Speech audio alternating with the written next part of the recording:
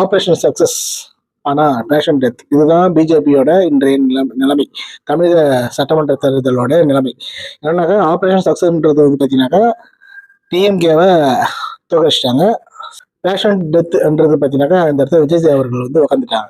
So அதனால வந்து BJP உள்ள வந்துருமா அப்படின்ட்டு பல பேர் கேள்வி இருந்தாலும் பிஜேபி வருதோ வரலையோ அது கிடையாது. மக்களுக்கான நல திட்டங்கள் எதாக இருந்தாலும் அதை வந்து விஜய் அவர்கள் பார்த்து பண்ணாக்கா நல்லது. ஏன்னா அதுக்காக எல்லாமே அவங்க கொடுக்குற எல்லா திட்டத்தையும் வந்து எடுத்துட்டு வர முடியாது. சரி, அது மாதிரி என்னன்னாக்கா அவர்கள் வாக்குறுதி வந்து பார்த்தீங்கன்னாக்கா வருஷத்துக்கு 6 சிலிண்டர், அப்புறம் வந்து பார்த்தா தமிழகம் முழுக்க இலவச பேருந்து மகளிருக்கு 2500 மாதம் உதவித்தொகை, மாமன் சேரு அப்படின்ட்டு. ஸோ அதெல்லாம் பண்ணணும் அப்படின்னாக்கா மத்திய அரசு சப்போர்ட் இருந்தால் மட்டும்தான் முடியும். ஏன்னா அவங்களோட நிதி கொடுத்தா மட்டும்தான் பண்ண முடியும் இப்ப இருக்கிற சூழ்நிலை. அப்படி இருக்கும்போது இப்போதைக்கு விஜய் அவர்களை வளைச்சு போட தான் பார்ப்பாங்க. அப்படி இப்போ வந்து காங்கிரஸ் கூட்டணி, அவங்க கூட்டணி, இவங்க கூட்டணி, 1000 பேச்சுவார்த்தை நடந்தாலும் வருகின்ற எம்பி எலெக்ஷன்ல வந்து பார்த்தீங்கன்னா கண்டிப்பா டிவிக்கு வந்து பிஜேபி கூட கூட்டணி தான் வைக்கும்ன்றது இப்பயே நான் உறுதியா சொல்றேன். ஏன்னா இவரோட நலத்திட்டங்கள் உதவி பண்ணணும்னாக்கா அந்த மத்திய அரசு உதவி பண்ணா மட்டும்தான் இவரோட பண்ண முடியும். அதுதான் சைலண்டா இருக்கு இப்போ பிஜேபி.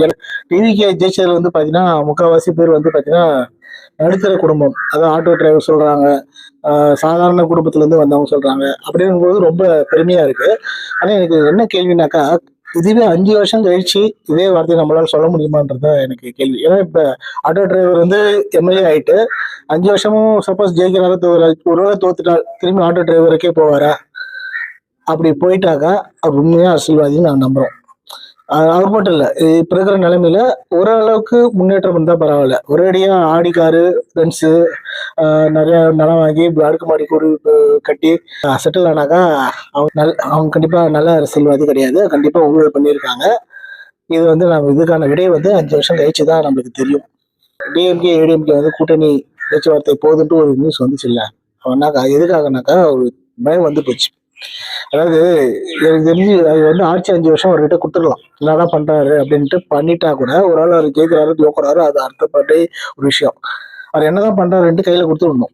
ஏன்னா ஜெயிச்சிட்டாருல, அவரை நம்பி வந்து மக்கள் வந்து ஓட்டு போட்டிருக்காங்க. ஆனா அதை வந்து பொறுக்க முடியாம கூட்டணி அங்க இப்படி சில விஷயம். ஏன்னா இப்ப சொல்றாங்க நான் ஒரு ஆட்சி வர வைக்கிறதுக்கு நான் வந்து தடுக்கலாம் இல்லை அப்படின்ட்டு வார்த்தை அவங்க சொல்றாங்க. ஆனா உள்ளுக்குள்ள பயங்கரமா எரியுது. எதுக்காக உங்களுக்கு உள்ளுக்குள்ள எரியுது அப்படின்னாக்கா விஜய் அவர்கள் வந்து வரமாட்டாருன்னு சொன்னாங்க, ஆனா வந்தாரு. கூட்டம் சேராதுன்னு சொன்னாங்க, சேர்ந்துச்சு. விஜய் ஜெயிக்க மாட்டான்னு சொன்னாங்க, விஜய் ஜெயிச்சாரு. 10 தொகுதி வராதுன்னு சொன்னாங்க, 108 தொகுதி கிட்டத்தட்ட 108 தொகுதி வந்திருக்கு. ஸோ அப்படி இருக்கும்போது நாளைக்கே 5 வருஷம் அவர் வந்து ஒண்ணுமே பண்ண மாட்டாரு, ஒரு மாதிரி புடுங்க மாட்டாருன்னு சொல்ற வாய் வந்து நாளைக்கு ஒரு வேளை புடிக்கிட்டாக்கா இவங்க போயிட்டு எங்க புடுங்குவாங்கன்னு தான் தெரியல. ஸோ அதுக்காக தான் பயந்துக்கிட்டு கூட்டணி பேச்சுவார்த்தை நடத்திட்டு இருக்காங்க 2 கட்சியும். ஸோ ஒருவேளை நம்மளுக்கே டவுட் இருக்கு. ஏன்னா இது பண்ண மாட்டாரு சொல்லி நாளைக்கு 5 வருஷம் வந்து சிறப்பா ஆட்சி கொடுத்துட்டாக்கா அடுத்த 20 வருஷத்துக்கு 30 வருஷத்துக்கு வந்து விஜய் அசைக்க முடியாத ஒரு சக்தியா வருவாரு. ஸோ இதுதான் என்னுடைய உள்ளுக்குள்ள ஒரு விஷயம் ஓடிட்டு இருக்கு. ஸோ பார்ப்போம் இந்த 5 வருஷம் எப்படி அவர் ஆட்சி நடத்துறாருன்ட்டு. ஏன்னா ஒருவேளை கூட்டணி பல இடத்த வந்து பேச்சுவார்த்தை போயிட்டு இருக்கு. ஸோ எதிரிகளும் மன்னிச்சிடலாம், ஆனா துரோகிகளை வந்து மன்னிக்க கூடாது. அப்படின்ற பட்சத்துல எதிரிகளோட கூட கூட்டணி வச்சிருங்க, ஆனா துரோகி ஸ்லைம் பசல்ஸ் கிட்ட மட்டும் கூட்டணி வைக்காதீங்க. தமிழக வரலாற்றுல பாத்தீங்கன்னாக்கா இது பெரிய மெழுக்கலாவே இருக்கு. ஏன்னா இந்த டிஎம்கே கூட்டணி இருக்கிறாங்க இல்லையா, அவங்க எல்லாம் பல விஷயங்கள் பார்த்துட்டு இருக்காங்க, காசுக்காக என்ன வேணா பண்ணுவாங்க. ஸோ பார்த்து இருந்துக்குங்க டிவிகே தலைவர் விஜய் அவர்களே. உங்களுடைய கூட்டணி ஆட்சி நல்லபடியாக அமைய வாழ்த்துக்கள். ஸோ உங்களோட கருத்து என்னன்ட்டு கமெண்ட் பாக்ஸ்ல கமெண்ட் பண்ணுங்க. அடுத்த ஒரு வீடியோ சந்திக்கலாம். Tata bye.